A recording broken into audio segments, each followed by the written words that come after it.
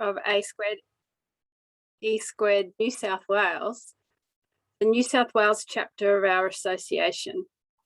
I've been an environmental educator for many years and am loving that many of my peers here are here today. Thank you. Together with you all, we can help create the sustainable future we want.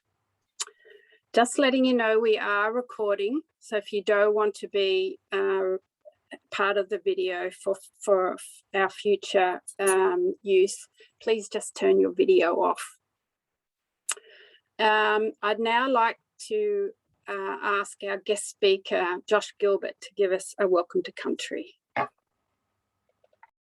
Thanks, Sue. G'day, everyone.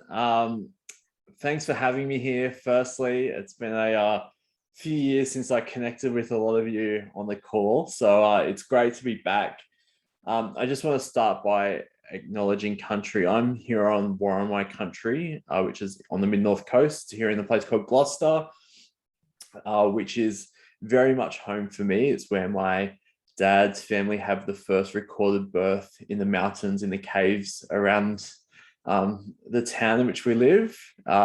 Gloucester is also a men's site, so it's important for me to recognize the land here. And actually the mountain range just out to my side here is where boys would start their transition to manhood. And I think that's a important aspect that we think about what that looks like in today's society and the restrictions upon that, I guess, not only due to climate change, but due to new life and new society. So I want to acknowledge my elders, past, present here on Worimi country, and to all the countries in which you're all joining from. When we welcome people to our country here, we say Gathe Niran, let us go together. And I always think that that's an important place for us to start, that we are on this journey together and we're all in this, doing the work that's needed every day to help enable culture, enable life and new meaning in this ancient landscape. So thanks for having me, and welcome, I guess, from me. Thanks, Josh. We'd like to acknowledge our context, the context within which we gather today. We meet at a time when the human species is having an unprecedented impact on the planet. We do this at the beginning of this gathering as a reminder that the discussions we have here, the decisions we make, and any actions we take as a result will have consequences for other people and other species, both those living now as well as future generations. This is our first climate catch-up, a way to support environmental educators and activists working on our biggest environmental education issue facing our future, climate change. The first half of our catch-up is focused on the UN Climate Conference. Why so much of COP26 is going to be about climate justice, and why climate justice is so important for our Pacific region and our future. We are thrilled to have two special guests today. Josh Gilbert, thanks Josh, who we've heard from already, who is a First Nations climate reality leader, and Lousi, a Pacific Islands climate reality leader and Tongan NGO delegate to COP26. So looking forward to hearing from you, Uili. We are looking forward to learning from Josh and Uili's perspective on what climate justice is and why it is so important. After this deep dive into the big issues, the second half of today will be about us connecting in small groups to reflect and share our thoughts on all of this. But just a bit of an update from A2E New South Wales on our climate change initiatives. Communicating about climate change is the most important thing we can all do. But as the biggest threat to our very existence, it can be a hard topic to discuss. Because A2E New South Wales has been communicating and engaging with communities about our environment since 1976 or so, we feel we are well placed to support you to do this critical work. This is why in 2019, when we declared a climate emergency, we've been shifting our focus. And this year, we adopted a climate emergency response plan. I'd like to spend a few minutes with you to share what this plan is. This is the first time we are sharing our climate emergency response. So we'd really like to value if you want to share your thoughts on this plan using the chat function. And it's so lovely to also hear where everybody's from and what country you're on. So use the chat function. Erica, is now going to put up the slide.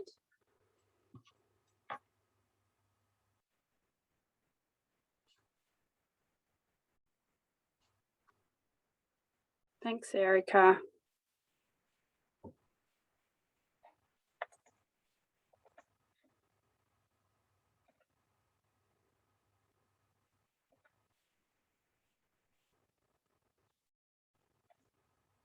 All right. Our climate emergency response. All of A2E business activities and decision making will now address the climate emergency. We will support and collaborate with environmental educators and climate advocates to communicate a hopeful and inspiring vision of the regenerative future our global community can create. Our goals are to support and learn with our members and networks to help them communicate, to help their communities believe it is worth doing something, and we are mobilised to act.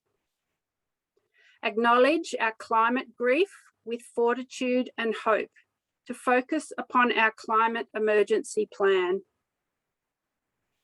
Support our First Nations climate justice movement and learn from their insights and approach to healing by listening and valuing their sharing of knowledge. Collaborate with our partners and create new alliances to increase the scale and pace of our own and others' climate emergency responses.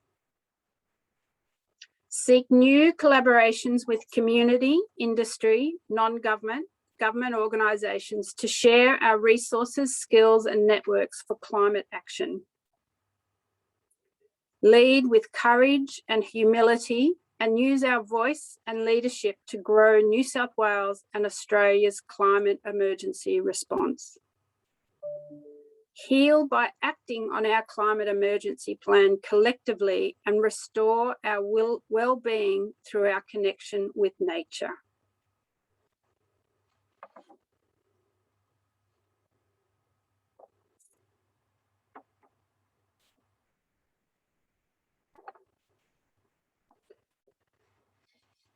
We join the millions of people around our planet who are working to prevent dangerous climate change and regenerate the natural systems on which all life depends.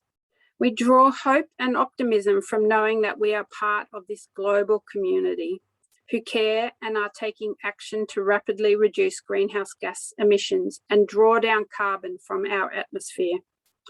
We will enact our climate emergency response by implementing the actions in the Australian Association for Environmental Education New South Wales Chapter Emergency Response Plan.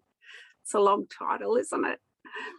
If our climate emergency response aligns with your ambitions, please get in touch with me, and my email will be in the chat, but it's exec@a2e2newsouthwales.org.au. So very willing to be collaborative in how we get this climate emergency response happening. By working together with courage, we can increase Australia's ambition to solve the climate emergency. I'd now like to introduce our first guest speaker, Josh Gilbert. Josh has worked with us at A²E² before, so we're so thrilled that you could come back and join with us, Josh. Josh is a Worimi man, farmer, academic, and climate and environmental advocate. He was named Australia Geographic's Young Conservationist of the Year, shot a documentary with Al Gore's Climate Reality Project, and was Young Australian of the Year finalist. He is currently the current Indigenous co-chair of Reconciliation New South Wales and is on the boards of KU Children's Services and the Aboriginal Housing Office. He is also the ambassador for Bridging the Gap Foundation and Young Farmers Connect. If you have any questions for Josh, please put them into the chat, as we will have a short Q&A session at the end of the presentations. Over to you, Josh. Thanks, Sue. G'day, everyone. So great to be with you again. And just for me, just want to do a bit of a sense check. It's lunchtime on a Friday, so if you can just give me like a thumbs up or a smiley face or something like that to tell me how you're going, how your day's going. If it's not going so good, maybe try and find another reaction that might show that. But yeah, good to see a lot of smiling faces and quite a few thumbs up. So it's great to be with you all, and I'm just hoping that your days go well. It's a beautiful day here on Worimi country. It was a bit fresh this morning and foggy, but the sun's come out, and I'm hoping we get a bit more rain for the seed I've just put in our farm and to keep this country going here on Worimi country. As Sue mentioned, I have had a bit of a yarn with A²E² once before, and really it's a pleasure of mine to be back. I've actually taken a lot more of an educational focus, Sue, since the last time I had a chat, and it really is my pleasure, I guess, to be on the board for both KU and the Indigenous Chair of Reconciliation New South Wales. And I saw a few friendly KU faces and names on the call before, so hey you mob, and good for you to be here, and thank you for all the work you do with our services and making sure that this conversation's front and foremost right across New South Wales. So yeah, it really is a pleasure for me to be here. And what I've learned most, probably over the last 3 or 4 years since my last presentation, is that educators are pivotal in teaching young kids that around the environment, around cultural diversity, Indigenous culture, and I also do a fair bit of work in the Indigenous agriculture space. And I think it's important that we start connecting a few dots as we go forward. And really, I guess for me, educators are so vital in making sure that messaging goes out, that it resonates, that it connects, and that really it opens up young people's minds and old people's minds too, because there's a lot of those that need some shifting. That this is a journey, and we filmed a conversation for Kuru Curriculum a few weeks ago, and one of the things that resonated with me while we were doing that is this need to like keep picking up bits and pieces as you're going and keeping that journey going as we go along. And it's all those little bits, all those dots that you pick up to create that artwork in your own futures that are going to matter. It's also more and more obvious to me that we need to start addressing some of the huge climate issues that we're facing in society. So just here in Gloucester, if I paint a brief background as to what we've experienced here, we had one of the worst droughts that I think certainly anyone in living memory's ever faced here. And, you know, fortunately, my grandparents are still around, and speaking to my grandfather about how bad that drought was, it's a bit sobering. And, you know, it certainly hit our farm pretty hard. I think it certainly hit our town, and it certainly hit the country. And, you know, you can see country trying to revive from that. And I think shows its testament, but shows that this new environment, this new world that we're going to face is going to continue to challenge both it or her and us. So we've gone from drought. We also had fires in this area, and a lot of the country just north of me was under pretty bad fire threat. And it was important, I think, for me, what came out of that was a resilient community. We saw firefighters coming together and community making food parcels and helping out their neighbors beyond anything else that we've seen here. And for me, that was quite powerful to see how all that could come together in the face of fire. Just because our environment's struggling a bit, and you know the impacts of climate change keep impacting our country here. We also had a flood, and the river just down that way towards the mountains flooded quite heavily. And what I learned from that, you know, with water going through most of our shop fronts and some of our houses in town, is that there was a huge opportunity for community to come together, that we could come together in a way that I'd never seen before. So the older football guys were getting the younger football guys who were going to the pub and saying, you're not having a beer until you shovel at least 100 sandbags. You know, we kind of broke every police rule you could think of in terms of vehicles to make sure we put out tons and tons of sandbags right across the town. So for me, I just think that resilience, that ability for us to come together is really powerful when we talk about environment and climate change, because often we focus on the impact but don't necessarily attribute that to what we get left with, and that opportunity to bond and come together.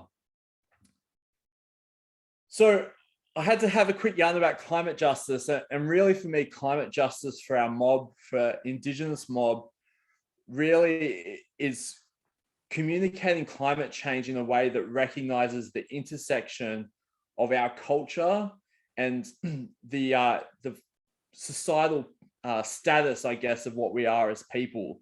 So we know that our mob often struggle, that they're on the front lines of climate change, and that they're going to be more impacted and more disproportionately impacted by climate change as we move forward. And we need to consider that in the light that not only are we struggling due to climate change and other factors, but we also have lost a lot of our country for our ability to connect to culture. And I'm studying Indigenous agriculture at the moment, and I heard this quote, and the KU team will recognize this from last weekend, but it was a quote that I thought resonated for this, that the electric light did not come from the continuous improvement of candles. And it kind of makes me think that when we continue thinking about Indigenous culture as static, we're going to keep thinking about it around how we can just continuously improve and protect what we've got, without realizing that our culture, us as people, have developed over the last 200 years. And that our knowledge around climate change, that we, as the only living population who have dealt with climate change before, we need to recognize that that has adapted and changed as well, and that we can read the landscape in today's world almost as good as what we had been able to 60,000 years ago. We know all the different changes that are coming. We know how that the environment's going to keep moving. And it's only through Indigenous knowledge that we have the easiest way out because of climate change. So when we think about climate justice, we need to actually unravel our perceptions of what Indigenous identity and culture is. You weren't expecting a light-skinned Aboriginal person here from Warrambai country probably joining you today to speak about climate justice. And it's just a testament that us as people, our knowledge and our ability has emerged through Western society and the strategic decisions that our ancestors made to keep us thriving and living as Aboriginal people on this country. So with that in mind, I just want you to think about what this means to you, how you can approach different mob on the countries that you're from. Certainly check out Q&A last night with young sister Uili Telford, who did an awesome job. A quick little plug for Reconciliation New South Wales. Check out the work that we're doing. But really, this is my invitation for you to connect with your local mob and listen. Embrace their stories. Think about how they connect with country, and think about how you can weave that through the educational process that you embark on every day. Thank you.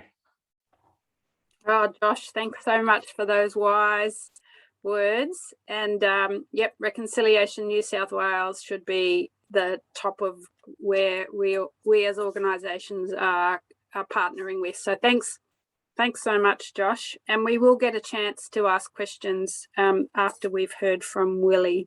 So it's now my pleasure to introduce our second guest speaker, Lousi. Apologies, Uili. Uili is joining us from the Kingdom of Tonga, where he is the president of the NGO Hoa Tonga. OHAI Tonga is dedicated to addressing climate change in Tonga and the Pacific. Uili will also be the sole Tongan delegate at COP26, representing NGOs. Over to you, Uili. So, I'm not too sure where to start. It's quite moving to be able to sit here in a space that we call as our home. But knowingly, with the science speaks for itself, that I'm part of the problems. And we're all part of the problems, if I may success at that. But in somehow, we are coming in as part of the major solution for our children's and also for our children's children. As I reach my 50s, I realize how life is so short. And I wish that I had more time. But knowingly, which is something that I would acknowledge, why education are so important, especially for climate change and also for climate justice. I'm not really towards climate justice, because for me, climate justice is the impact of what we all do, but especially on the other side of the world. As we all know, if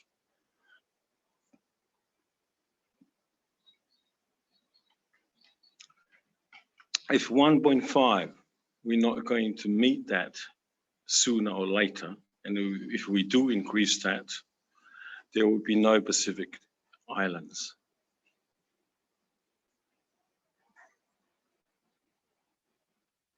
Will become history, will be underwater. No matter how much we tried, as much as we wish for, and I'm hoping otherwise. Hope is a wonderful thing, but realization that we have to come together as we are interconnected beings. As everyone else's actions, it's counted.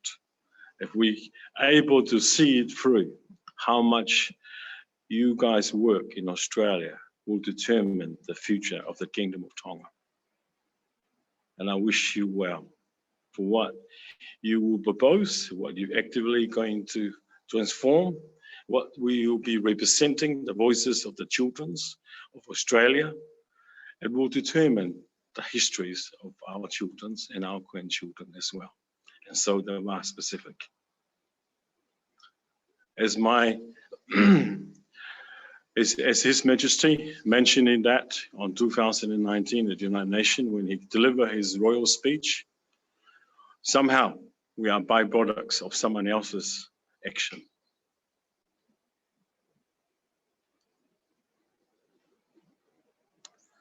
Which is someone else's action, but we receive the actual consequences of that action.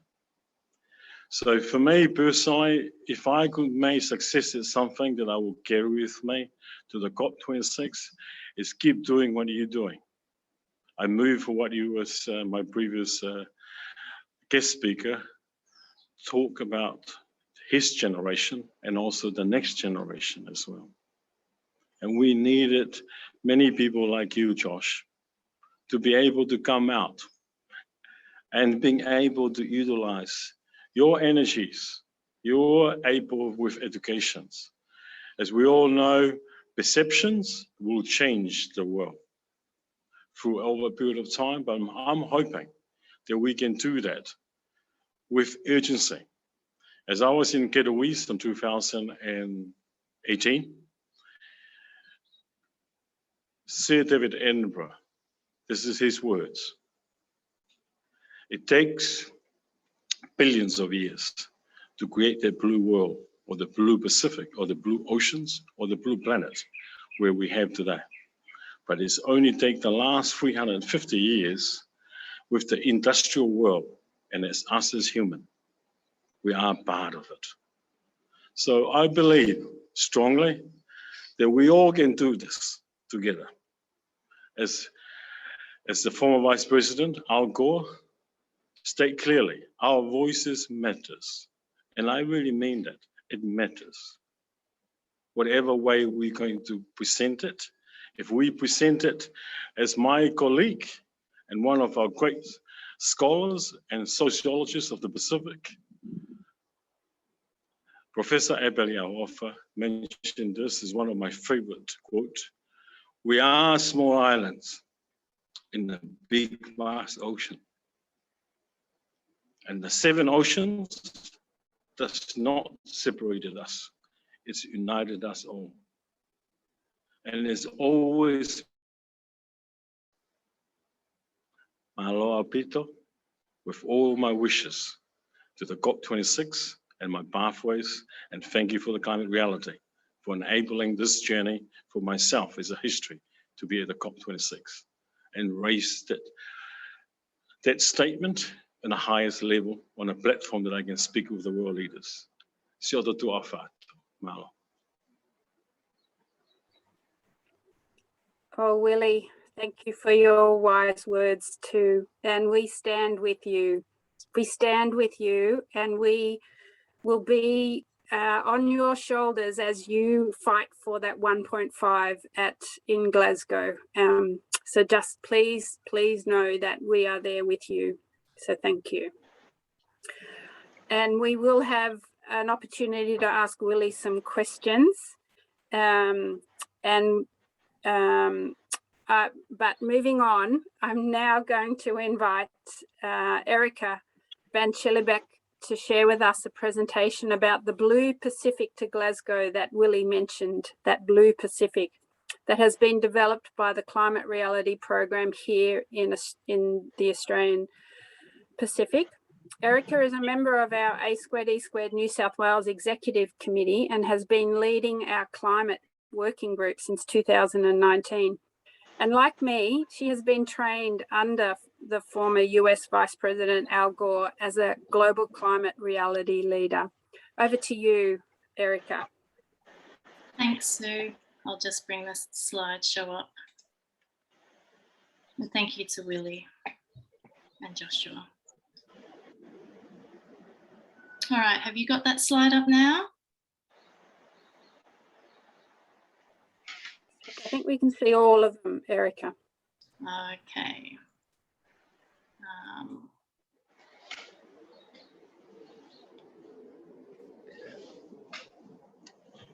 Have you got the slide now?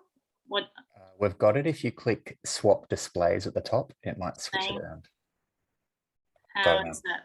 Perfect. Great. Thanks, guys. Technology is always a little bit fun. So the new IPCC report released in August signifies a code red for humanity. If we fail to act urgently on climate change, there will be catastrophic global consequences. And we're already nearing irreversible climate tipping points. We have less than 1 decade to make massive reductions in global greenhouse gas emissions. And if we don't, we will likely see global heating above 1.5 degrees and higher in our lifetimes. But we do have time to change course and prevent the worst of the climate crisis. This is why what we do in the next 21 days matters, because until the very last night of the United Nations upcoming climate conference, we can use our voices to call for more ambitious action. In fact, it was only on the last night of COP25 in Paris 2015 that the world shifted from 2 degrees and agreed to a more ambitious target of 1.5 degrees. And this was due to the efforts of the Pacific Island leaders who reminded the world of what is at stake with every fraction of a degree. The United Nations Conference of Parties, COP26, is crucial if runaway climate change is to be brought under control, and it may be the world's last best chance to do this. Our region has a deeply important role in the global context, and our community and neighbours are calling for a united voice across Australia, New Zealand, and the Pacific Island countries. We need to advance the ocean agenda at COP26. Our oceans provide and regulate our rainwater, our drinking water, weather, climate, coastlines, 15% of our food, and even the oxygen in the air that we breathe. It's our oceans that have absorbed so much of the extra heat in the atmosphere due to global warming. And because of this, it's our oceans that are the hottest on record. And it's these higher ocean temperatures that supercharge extreme weather events and degrade coral reefs and ecosystems that are critical for our food security and our oxygen production. Two of these most recent super cyclones that have impacted our Pacific region include Cyclone Harold in Vanuatu, where winds of 235 kilometres per hour displaced 80,000 people. And Category 5 Cyclone Yaza in Fiji led to the loss of life, affected 139,000 people and resulted in a $500 million damage bill.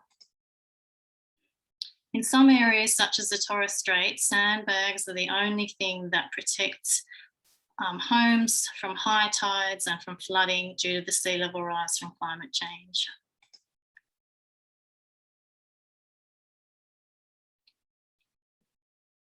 As Josh and Uili have shared with us, climate justice is about taking an ethical perspective on the causes as well as the social and environmental impacts of climate change. Awareness of the historical responsibilities for climate change helps us to understand and act on the challenges faced by those people and places who are most vulnerable to its impacts. Pacific Island countries that depend on the ocean for their livelihoods and culture are facing some of the most severe climate impacts of anywhere on Earth. Yet they are only responsible for 0.23% of global emissions. And as the IPCC's landmark research report has shown, global heating above 1.5 degrees will be catastrophic for Pacific Island countries and will lead to the loss of entire countries within this century. And Kiribati is the first nation to begin to move its people because of climate change. The world has already heated by 1.1 degrees and is currently on track for warming of 3.9 degrees this century unless countries ramp up their commitments substantially. This is why steep emissions cuts of 50% this decade are crucial to avoid missing the 1.5 degree target and safeguard a livable climate. Our commitments, though, currently fall precariously short. And our current global targets will only lead to a 1% reduction in emissions by 2030. New Zealand, Fiji, Nauru, and the Marshall Islands have committed to net zero by 2050. And the most obvious exception in the Pacific is us, Australia. Hopefully we'll get there in the next couple of days. The other commitment that our developed countries and nations need to deliver is climate finance to support developing countries to build low carbon economies and adapt to the impacts of climate change. This was agreed to at Paris, where 18 donor states, including Australia, committed to US $100 billion a year. But we still have a long way to go because the OECD estimated that at best, $78.9 billion was mobilised in 2018. But unfortunately, about 3/4 of this money is in the form of loans rather than grants. And this is a problem for poorer countries already in debt. So at Glasgow, we need redoubled action. All countries must put forward ambitious targets and plans. We also need ambitious 2030 targets of at least 50% reduction in emissions by Australia and New Zealand and all countries in the developed world. And we need climate finance and climate justice. Developed countries, such as us, need to make good on our promise to developing nations. Now is the critical time for us to engage with our federal politicians, to give them the courage to move towards a net zero economy full of nature-based solutions so that we can have a cleaner, better, fairer, and a regenerative future. We have everything we need to solve the climate crisis. We have the knowledge, the science, and the money to reach the 2030 and 2050 targets and to honour our climate finance commitments. The only thing that will stop us is lack of will and leadership. So please, in the next 21 days, use your voice and use your care for people and our planet to make a difference at COP26. Email and phone your federal MP and our Prime Minister and use a personal approach to ask them to set ambitious targets and commit to climate finance. And amplify your voice. Be brave and let your friends and family and networks know what you are doing and ask if they would consider doing the same. We all know people who care about their community or the environment, and your encouragement and tips will give them the courage to do so. Thanks. Thank you, Sue. Thanks, Erica. Just a great call to action that's coming from A2E2 and the climate reality. And now I'm going to hand over to Andrew Snedden, our wonderful partnerships officer at A2E2 New South Wales. Thank you, Andrew, who is also a climate reality leader and is a climate for change facilitator. So thank you, Andrew. Thanks, Sue. Yeah, it's been so wonderful to join A2E2 New South Wales recently this year. And yeah, so wonderful to be part of this climate movement that A2E2 is moving on. We're running a little bit behind time, so I might just ask a couple of questions of our two guest speakers. And then we want to, after that, move into some breakout rooms for everyone to just take a bit of a breath and connect a little bit. So Josh, I might come to you first, if that's all right. You spoke you came up with probably one of my newest favorite phrases, that electric light did not come from the continuous improvement of candles. I've written that down and I'll use that forevermore. But you also spoke about resilient community.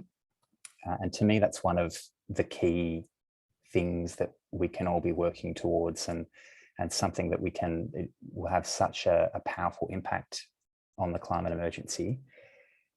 How can people on the call start building resilience in their own local communities? Yeah, I mean, it's nothing like an emergency to bring everyone together, unfortunately. But for me, I think it's the little things that often go unnoticed in communities, particularly rural and regional towns, that add up to big change. And it's that social fabric that we need to continue to work on. So the example I provided before around the football team, I would have never believed that would have happened before without seeing it at that event or during that time. And I think it's all those relationships that get built, the ability for people to know each other and those skill sets, and just be able to communicate with people in a really open and transparent way. So it's all the day-to-day things for me that's really powerful, and all of that adds up. And I think what I've learned during COVID is that it's the ability for us to care for others that's going to keep our communities and our society going. And it's the same for climate change, that without that compassion, without that wonderful story that Uili shared before, and really hearing that and connecting with that and sharing that with others, and being just a good human, I guess, that need for us to come together as a social society and connect and collaborate and share, all of that is powerful, and that's how we get change. So locally, I think just interweaving that every day, and just saying g'day to other people down the street and having a yarn, and all those little things that just build up over time and make that powerful change when we need it most. Yeah, thanks, Josh. Yeah, you mentioned COVID there, and I've just seen so many parallels between the crisis that we faced with the pandemic and with the climate emergency. I don't know how many times at the start of the pandemic we heard that we're all in this together. And I think the exact same thing applies to the climate emergency. And it's only in coming together that we can move through this. Thanks, Josh. And Uili, coming to you, thank you so much for sharing your story. Every time I hear you speak, my heart breaks, and then I also just get goosebumps as I'm filled with inspiration from the work that you do, and I just saw so much love coming through for you in the chat as well. So thank you for sharing. I wanted to ask you, how do you personally deal with the scale and the impact of the climate emergency while continuing to educate and inspire people like you do? Amazing questions. For me personally, it's kindness. Pretty much having kindness not only for human beings, but also for the animals and also for the butterflies, the birds, the insects. I live in the bush, and I'm always encouraging the people who come and assist me physically to make sure when they're finishing having a coconut drink, they have to spread up the coconuts for all the other things that we cannot see. And I notice very strongly how butterfly loves coconuts, love fruits as well.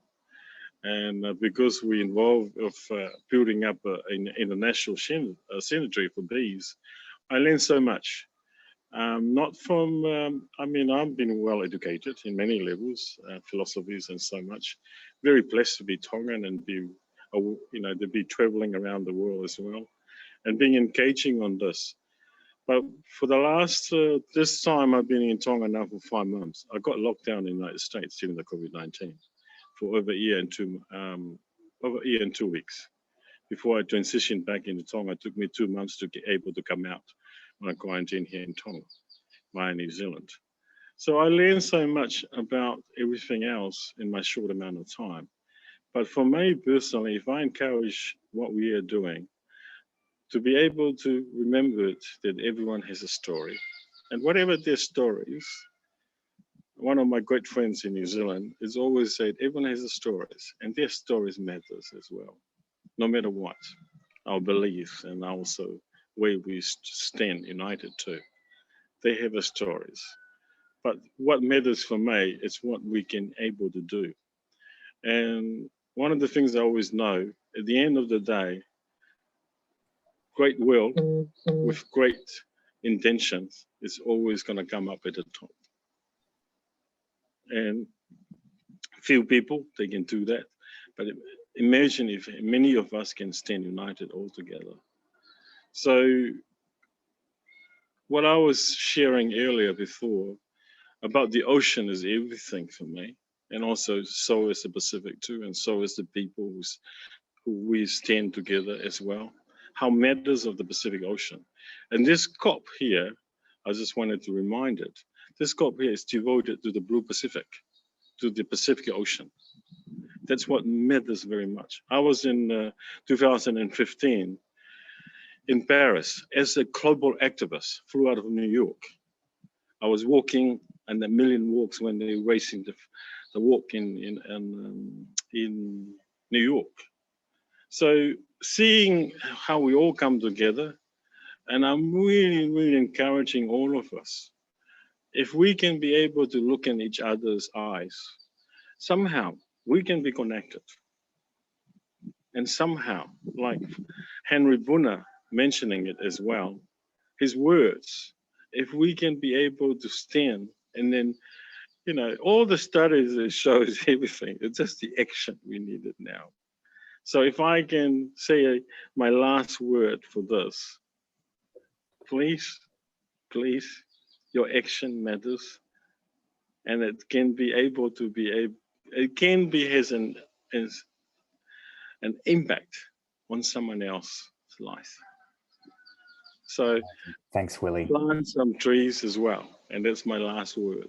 plant some trees too, because it will help us all. Wow. Beautiful. Thanks, Willie. I'll throw back to Sue and we can jump into some breakout rooms. Thank you. Thanks, Andrew, and thanks for sharing more of yourselves. That is what we do as environmental educators. We're going to have a quick breakout session. We'll be back here by 25 past, 28 past at the most. Just sharing in those breakout rooms, please connect and reflect and just share what's on the top of your mind after hearing about the Blue Pacific to Glasgow campaign. There won't be recording there, so you can be as free as you want. So I just encourage you all to join your breakout rooms and come back, and we'll share some resources with you when you can. So off you go.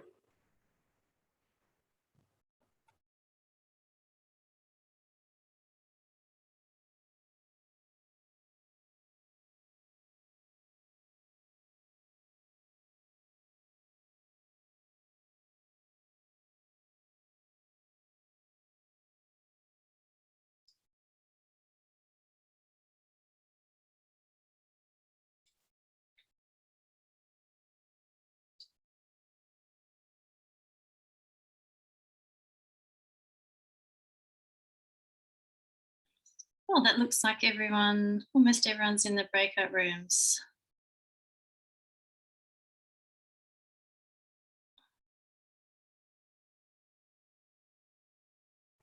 I didn't join breakout room 2. No, that's okay. I think we've just got Alfred Davis and Angela have not gone into breakout rooms either. That's great. It's going so well. I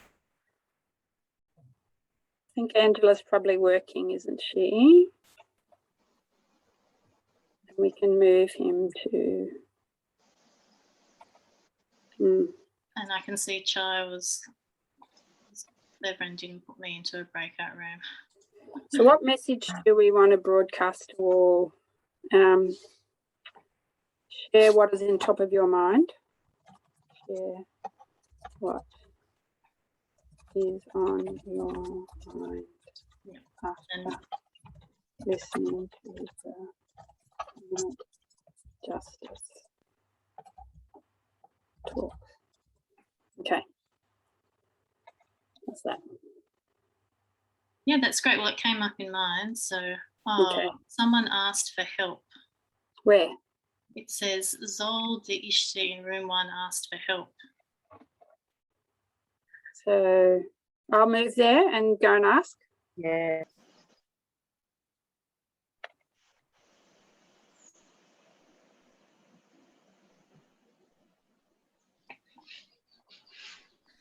And Sue, I'm going to share that last slide now, okay? Yeah. But I'll mute myself.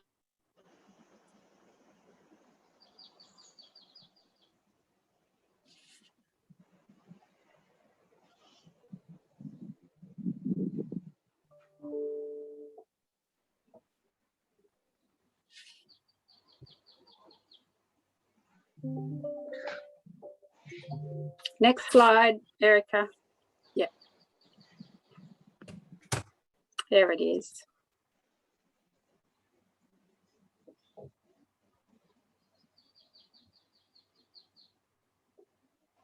Are we all back? No, not quite. We're all back. So thank you everyone for your time of reflecting and connecting. So this is just our wrap-up section, and do know that some of you need to get back to lunch, off your lunch hour, and we do thank everyone for participating. But just to share with you, COP26 call to action, do contact your federal MPs and the Prime Minister. And also we've put up some connect links there to our A2E2 Climate Resource Hub with lots of amazing resources, and to the Climate Reality fact sheets from the Blue Pacific to Glasgow. And there's a really lovely one there on climate justice that I'd encourage you to get. So just to finish off, we'd love you to put a message in the chat of one thing that, of one short and sweet message of why you care and how we can gather them up to make a difference. So what is it, the one thing that that's bubbling up with you from our climate catch-up today? And we do hope that this is the beginning of our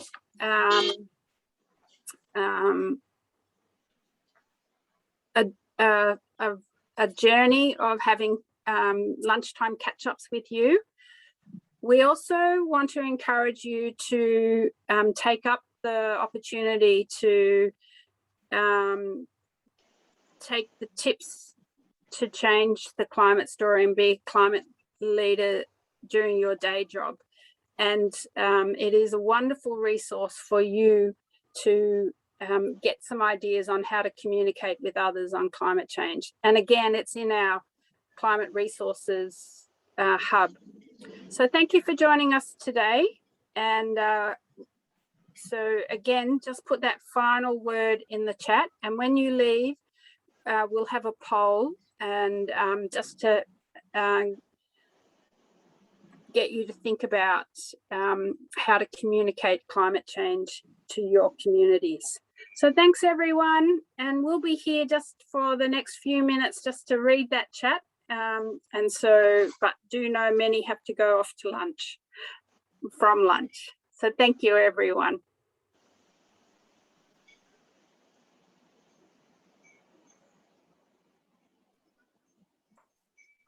Thanks for joining, everyone. Great to see you all. Great work, guys. Thank you. Bye. Thanks, Kieran. Thanks for all the resources. No worries. See you Thanks, tomorrow. Kieran. See you, Willie. Thank you. Bye. Thank you, Sue. Thank Thanks, you. Willie. Yeah. Thank you, Erica. Thank you. Good luck in COP. Yes, it will be the most exciting. Thanks. Yeah, thanks, Joelle. Lovely to see you.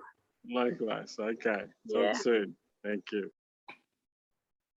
And we'll keep the room open for a few minutes. So for much. everyone Good to be see able you, Sue. Good to see you, Erica. Hi, Joelle. Nice to see you too. Lovely to see you. Yeah, take care. Good to see you, Zol. Bye. Thanks, See you, Joelle, Joelle. for coming.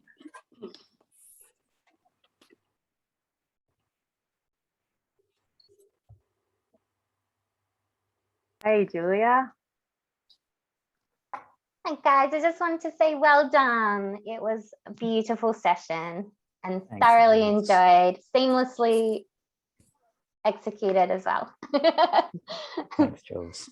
Thank you. Have a wonderful afternoon. I'll talk to you later. You Yeah. too. Have a good weekend. Too. Thank you. Thanks, Joe. Yeah, that's right. I loved what Willie said about kindness. That's what we need. Thanks so much for joining us, Joe. I know you were banging on about this years and years ago, and sorry it took for the bushfires to get some of us to do a bit more. You were just on mute, Joe. Yeah. Oh, yes. Yeah. Still working away, beavering away, guys. Nice to see everyone. Keep up the good work. It's excellent. Thanks, Great. Joe. And now's the time. Yeah. Try to mobilise some action. Yeah. See ya. Thanks Thanks, again. Joe. Bye. Yeah. Got Ian left on. He might have stepped away from his computer. Chai, you made it. You made it on at the end. Yeah. Great work, everybody. That was fantastic. We did it. I'm Well, just going to save the chat so that we can Yes. download it. yeah. Yeah, good one. Have we stopped recording? Oh, hang on. Thank